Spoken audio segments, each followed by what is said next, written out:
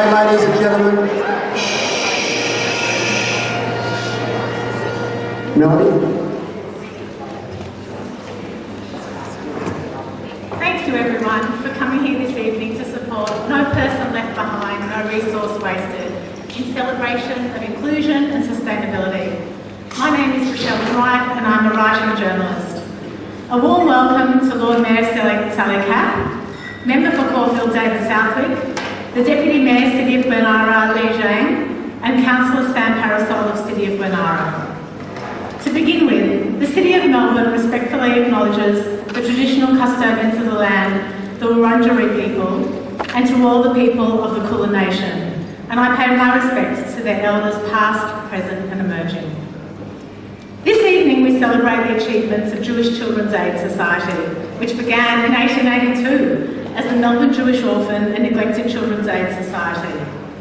In its modern incarnation, its aim is to ensure that children of all abilities are included into mainstream education. JCAS runs the Posh shops in order to raise money for this cause, reselling high-quality, pre-loved merchandise.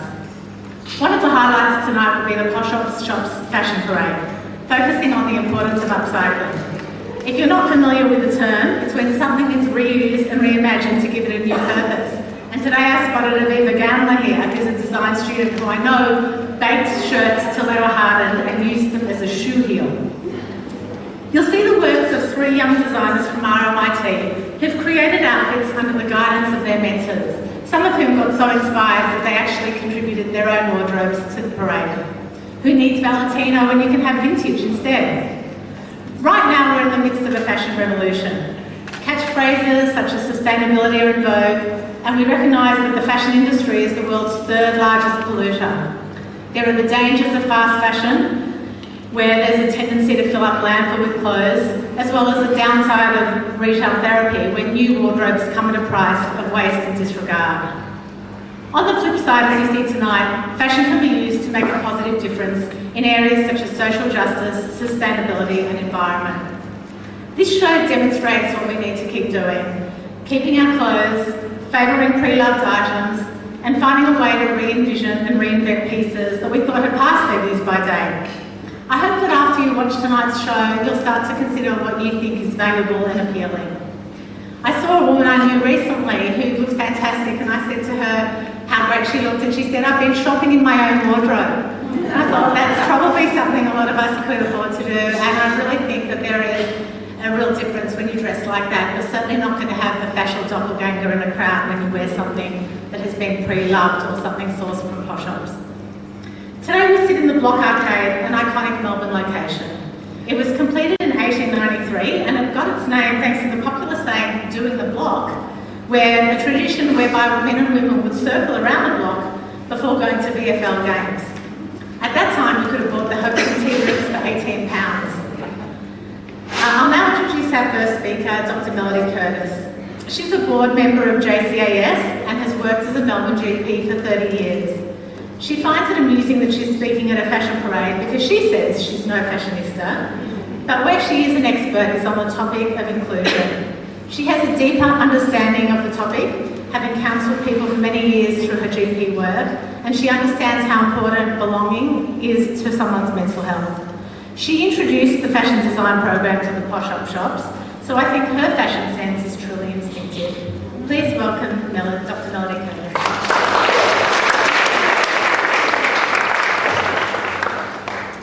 Thank you, Rachelle, for your kind words. We're privileged to have a fashion journalist of your calibre as our MC. On behalf of the Board of Jewish Children's Aid Society, JCAS, I'd like to welcome everyone to our celebration. In Kabbalah, or Jewish mysticism, every person and everything has beauty, value and potential. This is at the core of what we believe at JCAS and our Posh shops. Shortly you will be hearing from Donna Cohen, who will inspire you. At the age of 18, her light and her life were nearly extinguished in a motor car accident. But through sheer courage, hard work and resilience by Donna, and the never-give-up attitude of her parents, Hannah and the late Darryl Cohen, she's able to make a valuable difference to those around her.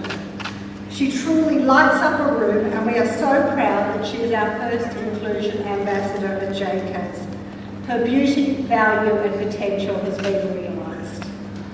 Every person has beauty, value and potential. At JCAS we believe that every child should be nurtured and encouraged to be the best they can be. We support children with disabilities in mainstream schools. In the past, and even for some currently, these children may have been sent to special segregated schools. We assist children largely by subsidising integration aids. By including these children, we are not only assisting them, but we are educating an entire generation on the importance of embracing difference. To date, we have assisted well over 1,000 children. Everything has beauty, value and potential. We raise funds for our integration aids through the running of our Posh op shops and through generous community donations. Instead of disposing of pre-loved items when we've had enough of them and contributing to landfill, we gather and sell them in our stores so that someone else can appreciate them once more. Through our Posh op Reworked program, we take this one step further. Our designers over the last months have scoured our shops with keen eyes, great imagination and tremendous enthusiasm. They have created new and special garments from items such as tablecloths, doilies, blankets and sheets. They have seen potential in these things and have created one-of-a-kind pieces that will be available for sale in our stores in the coming months. We thank our young designers Lily Edney, Laura Fang and Sun Jin Kim for the huge effort that they have voluntarily put into the program. And we hope that they in turn have reaped the rewards through the opportunity to experience hands-on, sustainable fashion design. I would also like to thank our incredible mentors, Debbie Cohen, Jeanette Damon and Carmela Ralph-Berger, who are always there to extend a helping hand and advise and support the girls when questions arose. Special mention and thank you goes to Debbie Cohen, who has taken on the mammoth task to ensure that the fashion parade today is a success. She has tried to think of everything in the hope that you will come away from here feeling uplifted and with a new understanding of JCAS. And to Grant and Debbie Cohen for making tonight possible. I would also like to thank the Spotlight Foundation for assisting us in setting up our sewing room and the City of Glen Ira for their generous community grant. Our op shops are located in the heart of the City of Glen Ira in Glen Nutley Road. Thank you to our organising committee, Caroline Cohen, Debbie Cohen, Helen Reiser of HRPR for her PR expertise, and Alex Schuster. Alex came on board as a volunteer social media intern and helped us conceptualise this program and work with us to make it happen. Also to Angie Fox for always stepping up when needed, and to Jason and Rosalie Silverstein for their incredible dedication we all know about.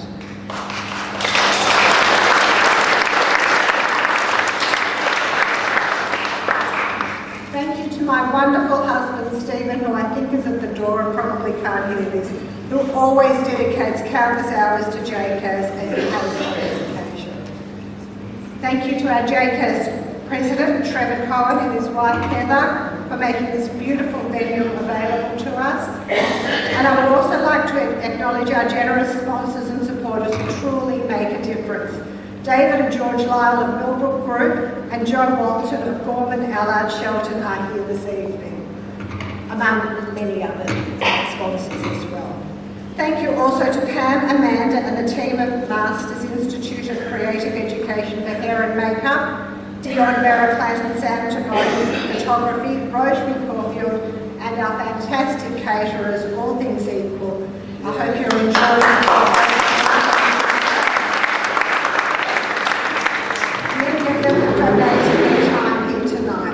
Also to Dalesford Petburn Mineral Springs Company and Jason from Topshop.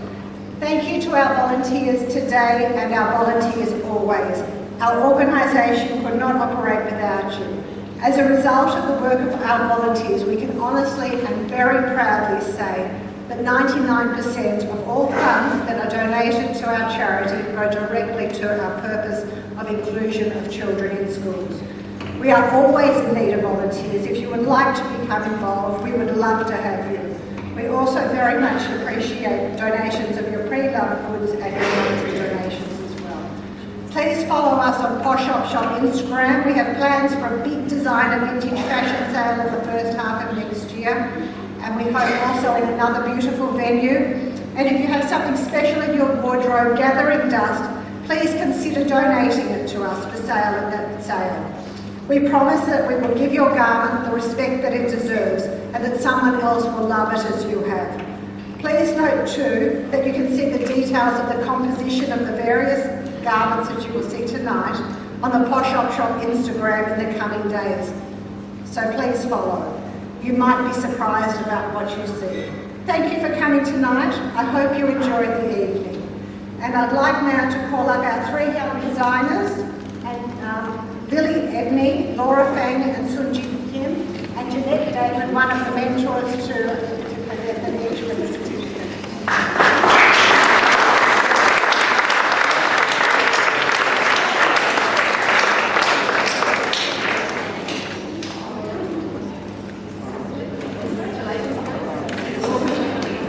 And now I would like to also present a certificate to Alex Schuster.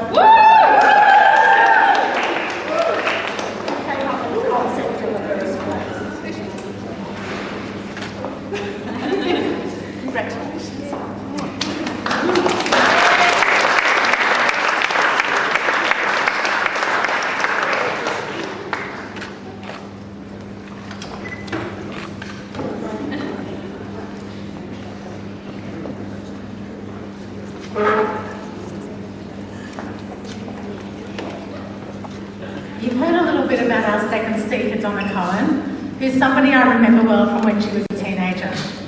She was always bubbly and beautiful, and she still is that today, but what I didn't realise was how much strength she has.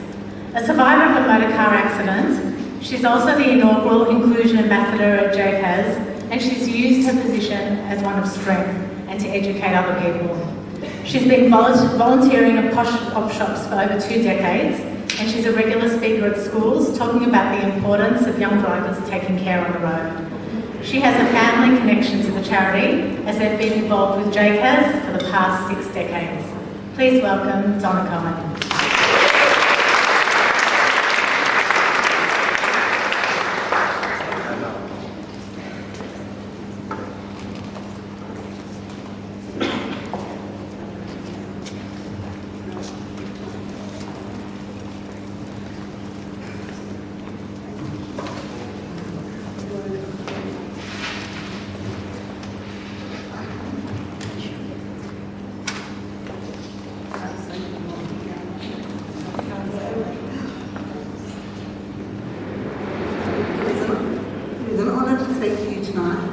JCAS Ambassador, our passion today.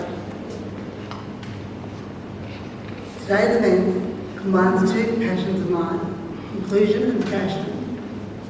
I'll leave it to the others to speak about the fashion part.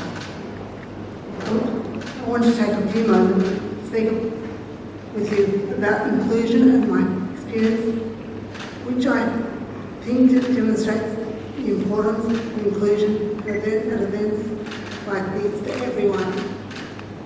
On the 21st July 1990, my whole life changed. At the time of my accident, I was only 18, my first year at Monash University. Life had been good to me. I was in good health and had a street boyfriend and a strong group of close girlfriends for many years at Mount Scopus. I enjoyed sport, playing tennis, keeping fit and going to gym. I had just completed my first semester at uni. I was particularly excited because my parents were returning that day from overseas, and I was anxious to show them the good results that I had achieved. Yes, I was enjoying life to the fullest. In a matter of seconds, on that terrible day, my life changed. As a result of misjudgment by a P-plate driver, I was struck, lost consciousness, and was taken by ambulance to Alfred Hospital. I immediately underwent brain surgery to save my life. I was fed on life support for 5 days. My parents, relatives and friends traced my fight for survival. underwent operation after operation in an attempt to first save me and then to provide me some quality of life. Fortunately, I was alive, and where there is life, there is hope. The prognosis from the surgeon who saved my life was pitiful. The most likely outcome was a head on a pillow. The chance of talking, let alone walking, was out of the question.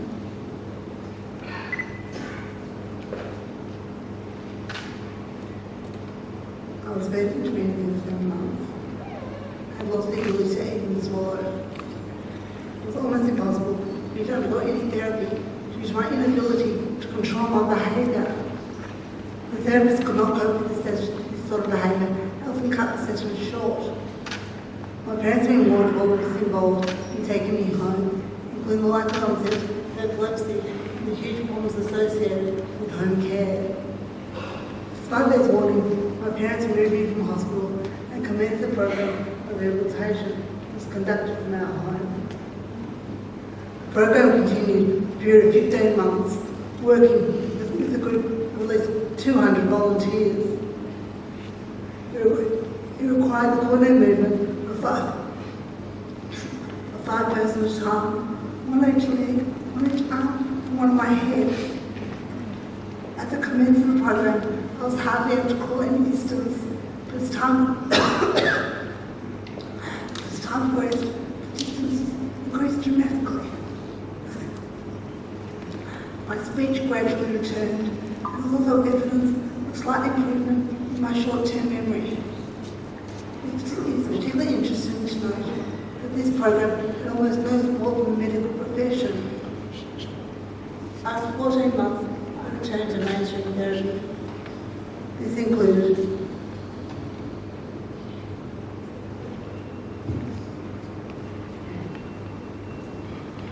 one of the most difficult areas to deal with, however, has been my emotions. One of the most difficult areas to deal with, however, has been my emotions. My memories to my past are detailed and vivid, and whilst I'm delighted about that, it does make me feel very sad. It's what could have been. I try desperately to keep my chin up and to think a good deal about how far I've come and what I can achieve in the future. If I concentrate on these areas, as I'm constantly reminded to do, it does wonders for me when I am down. I can certainly say that my life may have changed enormously, but my spirit and determination are alive and well. There are a host of things I can do, I hope to do in the future, and I certainly don't feel an emptiness in my life.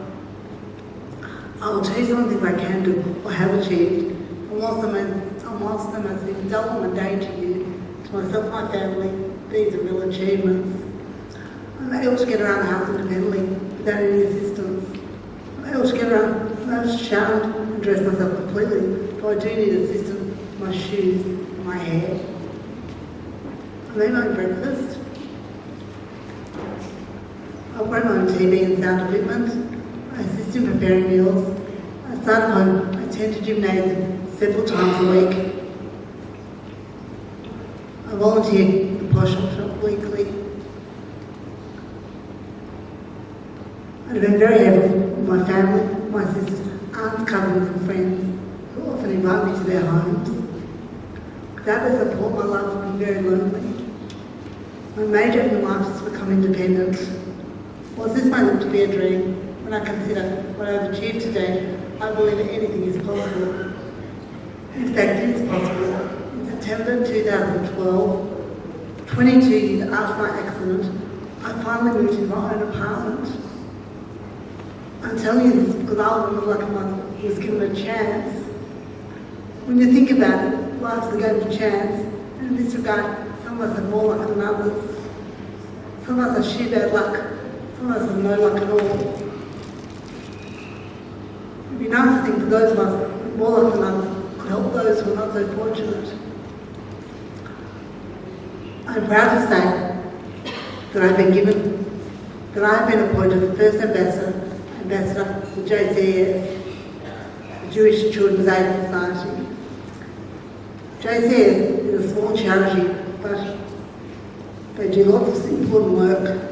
JCAS runs Posh shops and raises funds so that children with extra needs can attend Melbourne's Jewish Day schools, and so that they can enjoy the same education and opportunities as other children.